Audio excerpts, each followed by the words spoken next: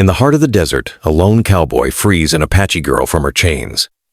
But freedom awakens the hunters, and danger shadows every step. With love born in fire and blood, will they survive the storm ahead, or will the desert claim them forever? The desert sun had begun its slow descent, stretching long shadows across the barren land. The wind carried with it the scent of dry sage and dust, and somewhere in the distance, a coyote howled, breaking the eerie silence of the evening. Jack Carver tightened the reins of his horse, his sharp eyes scanning the horizon. He was a cowboy unlike most, quiet, reserved, with a past that clung to him like a shadow. To the men in town, he was just another drifter, a gun at his side and a scar across his jaw that told of trouble. But Jack carried secrets deeper than his boots could trudge, and one of those secrets had led him to this lonely stretch of desert. He was supposed to be heading toward Tucson for work, but fate had other plans. As his horse trotted toward a dry creek bed, he caught sight of something unusual, movement, faint and deliberate against the dunes. Jack halted. At first he thought it was a trick of the light, maybe a wild animal crawling through the dust. But then he saw her. She stumbled, her steps heavy, her wrists bound by worn leather straps that dangled like broken chains. Her dress was torn, decorated with feathers and beads, now dulled by dirt and exhaustion. Her dark eyes flicked toward him with the kind of defiance only a soul unwilling to break could hold. She was Apache, that much he knew at once, and she was running from something or someone. Jack's instincts told him to ride away. Getting involved in Apache matters was dangerous. The territory was a tinderbox, with soldiers, settlers, and tribes clashing at every turn. Yet something about her, the way she tried to hide her pain, the way her legs trembled but refused to buckle, pulled at a place deep inside him he thought was long dead. He dismounted slowly, keeping his distance, his hand resting near his revolver just in case. "You're far from home," he said cautiously, his voice low and steady. She didn't answer. Instead, she staggered back, her hand reaching for a small knife tucked into her belt, though her strength was nearly gone. "I'm not here to hurt you," Jack added, raising his hand slightly. "But looks to me like someone already tried." Her eyes narrowed, suspicious, but the moment stretched too long. She swayed, her knees buckling as the desert finally claimed her strength. Jack cursed under his breath and rushed forward, catching her before she hit the sand. She was lighter than he expected, her skin hot with fever, her pulse racing. Whoever she was, whatever had happened, she wouldn't survive another night alone out here. Jack carried her to a patch of shade near the rocks, laid her down and gave her water from his canteen. She resisted at first, spitting out the first sip, but thirst betrayed her pride. She drank deeply, her lips trembling against the metal rim. When she finally pulled away, she whispered something in Apache he couldn't understand. Her voice was soft, but it carried fire. He wished he knew her words, but her eyes told him enough. She didn't trust him, not yet. Night fell fast in the desert and the stars burned above like shards of silver. Jack built a small fire, careful to keep it low so as not to draw attention. He couldn't shake the feeling that someone would come looking for her. She wasn't just lost, she was escaping. Hours passed before she finally spoke in broken English. "You leave me." Her voice was hoarse but steady. "Can't do that," Jack replied, poking at the fire. "You wouldn't last till morning." She turned her face away, glaring at the flames as though they'd betrayed her. "I am prisoner. You help. They hunt you too." Jack's jaw tightened. So she was a slave. Not just any captive, but one stolen from her people, probably traded, beaten, and bound to someone's cruelty. His gut churned at the thought. He'd seen men justify such things with money and power, but he'd never stomached it. Still, helping her meant stepping into a storm he couldn't walk out of. "Let them come," he muttered, surprising even himself. She studied him then, her eyes dark and searching, as if trying to read whether he meant his words. Something in her gaze softened just a little, though the steel never left. The night dragged on and Jack couldn't sleep. Every crack of brush, every rustle of wind made his hand twitch toward his gun. When the fire dimmed to embers, he thought he saw movement in the distance, shadows slipping between the rocks, silent but certain. His instincts screamed at him. They weren't alone.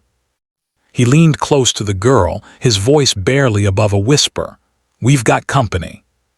Her eyes snapped open instantly, and though weak, her hand gripped his arm with surprising force. "Not company," she breathed. "Hunters."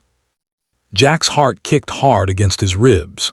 Whoever she had escaped from was already on her trail, and now, by some twist of fate, he was tangled in it too.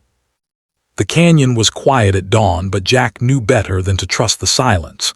Danger didn't always announce itself. It crept, it waited, it struck when a man's guard faltered. He sat at the mouth of the rocky shelter, revolver across his lap, eyes scanning the ridges. His wound burned beneath Ayana's makeshift bandage, but he ignored the pain. What unsettled him more was the weight of the choice pressing down on him. He could take her back to her people, risk walking into Apache territory where white men were rarely welcome, or he could keep running, dragging her into the life of a fugitive she hadn't chosen. Either path was a firestorm. Yana stirred, her dark hair catching the sun's glow. She rose with quiet strength even after days of hardship. Her eyes found Jack, sharp as ever. "You think of leaving me," she said softly, not as a question but as a truth she had already seen in him. Jack met her gaze, the words catching in his throat. "I think of keeping you alive, that's all." She studied him for a long, still moment, then moved closer until she stood just before him. "My people will not trust you. They will see only enemy, but you saved me." Her voice wavered, not from weakness but from something heavier, conflict. "Why?" Jack let out a bitter laugh, low and tired. "Maybe because I know what it feels like to be hunted, to have someone decide your life belongs to them." For the first time, Ayana's expression softened into something that wasn't defiance. It was almost sorrow. She reached out, brushing her fingers lightly across the scar on his jaw. "You carry ghosts," she whispered. Jack didn't flinch. He couldn't, because in her eyes he saw not judgment but understanding, and that was more dangerous than any hunter. Before he could answer, the echo of hooves thundered across the canyon walls. Both of them froze. Jack's hand flew to his revolver as Ayana's breath caught in her chest. Dust rose beyond the ridge. They were found. The slavers hadn't come alone this time.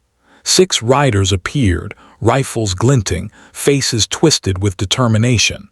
At their head rode a man with a wide-brimmed black hat and a cruel smile that didn't reach his eyes.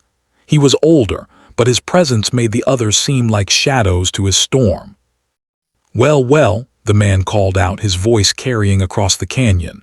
"Carver, heard tales about you, never figured you for a hero. Guess we all make mistakes." His eyes slid to Yana. "That one's mine. Hand her over and I'll let you crawl out of here alive." Jack rose slowly, placing himself between the riders and Ayana. The revolver in his hand felt like an extension of his bones. "She doesn't belong to you," he said evenly. The man in the black hat laughed, cold and sharp. "Everything out here belongs to the strongest hand. You of all people should know that." The riders began to fan out, rifles raised. Jack's mind raced. 6 men, maybe more, hiding in the rocks. With his arm wounded, odds were near impossible.